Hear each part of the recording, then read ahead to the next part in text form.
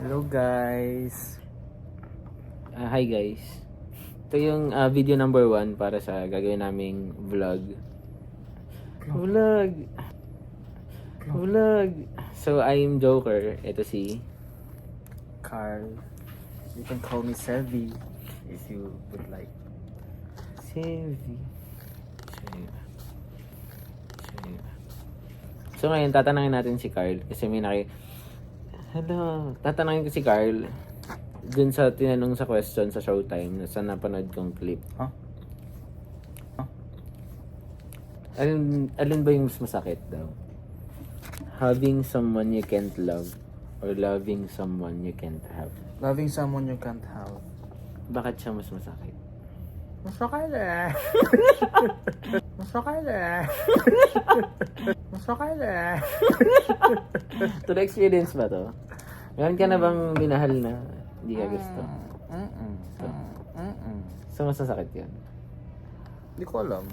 Tingin mo nga. Tingin ko lang, oo. Sige, ako muna habang nag-iisip ka. Tingin ko mas masakit yung the latter, yung having someone you can't love. You can't love. Oo. You can't have siguro. Having someone you can't Having love. someone. Sa loving someone you can't have. Tingin ko mas masakit yung having someone you can't love. Kasi, kung ganun, meron kang tao sa buhay mo na nandyan, pero hindi mo siya kayang mahalin. Pero yung tao na yun nandyan, pero nonchalant. Pero yung tao na yun nandyan, pero nonchalant. Pero wala rin bearing. Pwede rin naman. Pwede rin naman.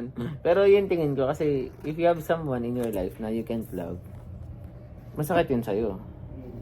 Kasi nandun siya pero hindi mo siya kayang mahalin. And at the same time, and at the same time, nandamay ka pa ng tao.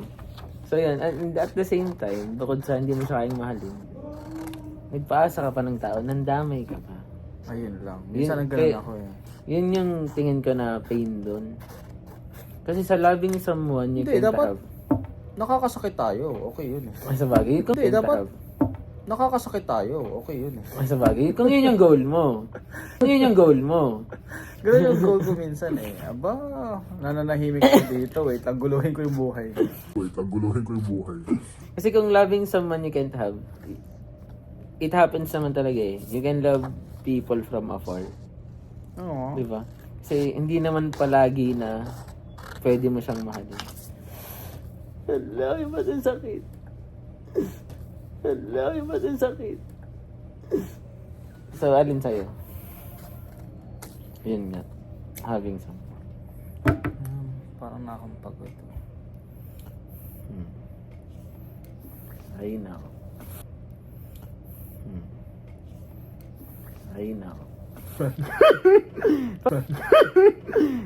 Paano ko i-upload yung trial? Eh di itututut. Gaganong. Next question na lang. Kailan mo daw malalaman kapag dapat ka nang bumitaw? Dapat ka nang bumitaw. Kapag ano? Dapat ka nang bumitaw.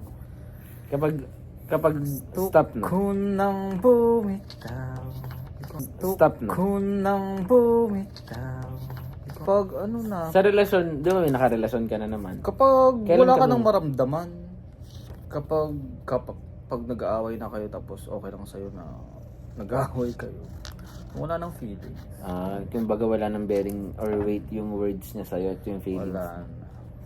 Ay, ganun. Doon Doon ka mo na malalaman. malalaman. What if mahal na mahal ka pa ng isang tao? What if mahal na mahal ka pa ng isang tao? Nung partner mo. Tapos ikaw wala na. Yun dapat wala na rin yun. Bumitaw ka na dapat nun. Bibitaw na talaga. Ako kasi silent quitting ako kapag sa relasyon. Diba? So, kapag Pinaparamdam mo talaga.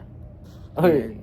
na ano, bawa, hindi na ganun yung if ma-chat ako, tapos if ma-effort, if naglaylo, it's Yun sa'yo. Hala, pero paano mga malalaman? tapos na ako guys. Hala, ipa-paper mache. Ako interesting yung nabasa kong sagot dun eh. Sabi niya kasi, dapat ka daw bumitaw. Ay, hindi. Ang tanong sa kanya, kailan ka nag-decide na bibitaw ka na? Alam mo yung sagot niya.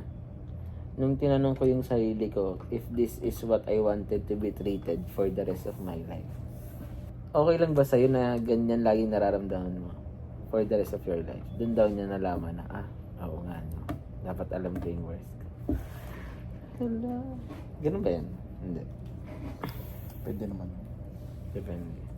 Di ba minsan nga yung iba, okay lang naman sa kanilang ganun kasi nga, Mahal na mahal nila. bawa si ano. Pero hindi ka dapat kasi din mabuklod for that specific reason. Kasi kahit sabihin mo palagi na para sa mga bata to, para sa kanila. Pag dumating yung time na malaki na yung anak mo, tingin ko hindi sila mahahappy. Pero it depends pa rin naman sa person. Yun guys, Carl, magbabay ka na. Ay. Bye-bye. See you sa episode 2.